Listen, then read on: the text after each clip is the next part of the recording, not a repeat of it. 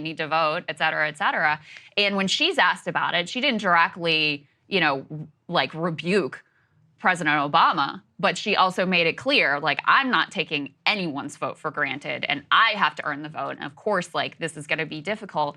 I'm also reminded of when she was in that difficult interview with Bret Baier. He tried multiple times to try to get her to have a moment where she derided Trump supporters, and she adamantly refused to take the bait. We're also going to show you later in the show some comments from Bill Clinton out there in Michigan, making a somewhat less than compelling case, we'll say, to Arab American, Muslim American voters. It's not like Kamala has been good on that topic either. She said that the main problem they have is obviously the reality of the policy that she supports and her refusal to put any distance between herself and Joe Biden on that. But again, at a time when she's trying to say, listen, I am concerned about Palestinian civilian death, Bill Clinton goes out there and steps all over that. So, with this Joe Biden thing, like, this is also not even the first time that he's stepped on her messaging during this particular campaign. She had a big event that she wanted to get a lot of attention, and he, at the same time, came out and gave a press conference, which he almost never does. There was that issue she was in, this sort of like battle with Ron DeSantis over hurricane relief. And he wasn't responding to her calls, and they were into this whole thing. And then Joe Biden gets asked about it. He's like, Ron's been great. He's been very responsive to me.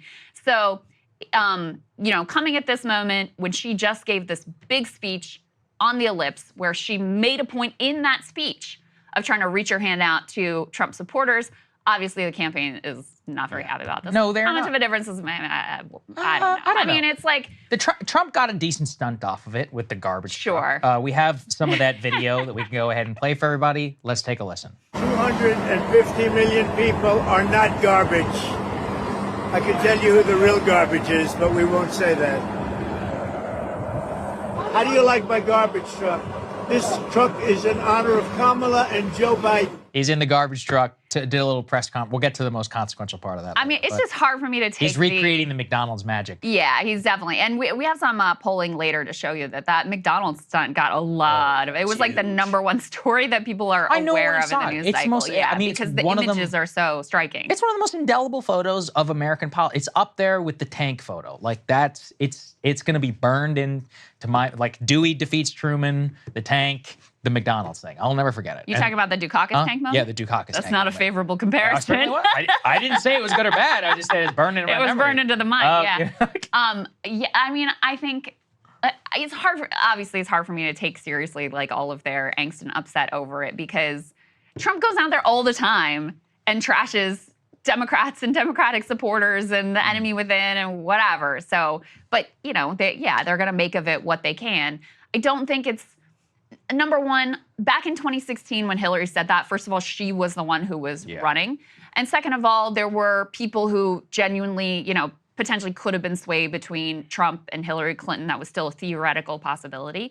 Now Trump's space is so locked in. Like, what person who sees themselves as a Trump supporter was really considering Kamala Harris at this point is going to be like, oh, Joe Biden said that we're garbage, like, forget about it. I guess the best you can hope is that it helps to juice turnout on that side, and maybe that's a possibility. I don't want to discount it, but, like, it doesn't have quite the magic that the deplorables moment did back in 2016. Well, deplorables was everything. And first of all, I mean, the main reason why Trump gets away with it and they don't is that because a huge part of the Trump base is literally animated by being pissed and shit on by elites and feeling that way. That's an entire part of it. So in a sense, that is why it is so animating to the Trump voter and maybe not necessarily to the Democratic voter. There's a much bigger zeitgeist thing happening. Regardless, this tells us a couple of things. Why Biden is a terrible candidate, why Biden is cooked, old, and shouldn't even be in office. And the key was that Kamala immediately distanced herself from it, but also Josh Shapiro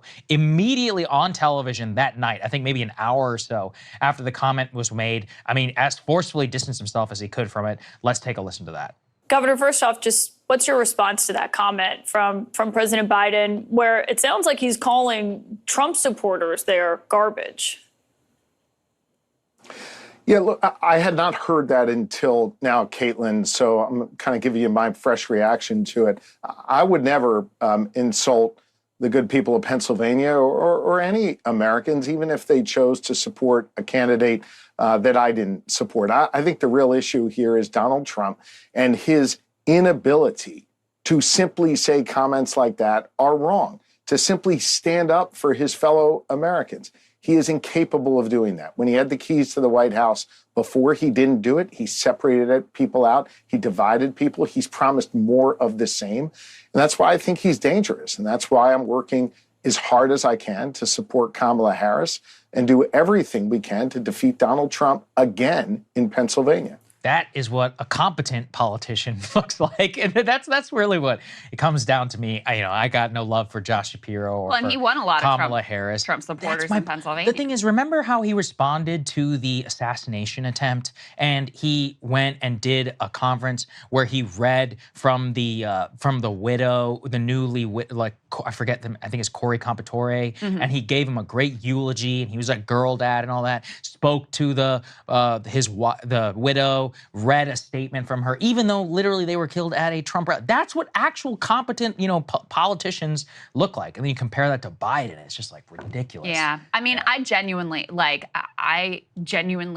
if you look at his whole quote, like if you read the transcript, it's incomprehensible. Yeah. And so, I don't know what he was trying to say. I find it believable that because it is kind of out of character for him, he's one to be more like, oh, I worked with Strom Thurmond. I love Republicans. That's more of his MO, right? So I find it believable that he didn't really mean to say that all Trump supporters are quote unquote garbage. But that's the thing is if you are so addled and incoherent and still occupying the office of the White House, what are we doing here? And Alex Thompson made that point effectively. Axios reporter, CNN contributor Alex Thompson made that point of that's the really sad reality is that you can parse these words and it's you need a decoder ring to try to figure out what the hell he's even talking about. Some of his supporters have also brought back up oh, he has a stutter. Oh my God, please, come on. What are we doing here at this point? Let's listen to the point that Alex Thompson made though. No one here at this table knows what Joe Biden meant, unless someone here has talked to Joe Biden when he made those comments. And the sad reality is that they were indecipherable because this president is no longer able to coherently and consistently articulate a message. And that's just the sad reality. That is why he's no longer the nominee, because at the debate, we all saw that very clearly. And it's also why Kamala Harris does not want him on the trail. This is a guy that just last week referred to former Representative Gabby Giffords in the past tense. She's very much alive. There's a person that last week said that he wanted to throw Donald Trump in jail and then very quickly tried to backtrack and said he just politically meant to lock him up. And we are in this sad scenario where clearly Joe Biden and the aides around him that want to make him feel better want him to be able to sort of be inserted into this race that see Kamala Harris's potential election as an affirmation of his record, but that Kamala Harris does not want him to be inserted and would prefer that he basically be absent this last week of this election. I love how he had to, you could hear a pin drop on that. Because how can you? Yeah, they're like, how can you disagree with any of that? And it's all true. I agree with Nate Silver, who says there should be a lot more journalistic scrutiny of his capability to function in this job. Because, he's almost out of there, but we still got months to go. Well, he is still president of the United States, and he is so addled that he can't even, in the one CNN appearance that he did, competently deliver a basic point and a basic message. The other thing that's insane to me is that you still have people out there running around like maybe he would have been a better candidate, and I don't know why we switched. And if you go back, especially at the time, the number of Democratic partisans who were like, no, we got to stick with Joe, and Joe's great, and he's going to be way more electable.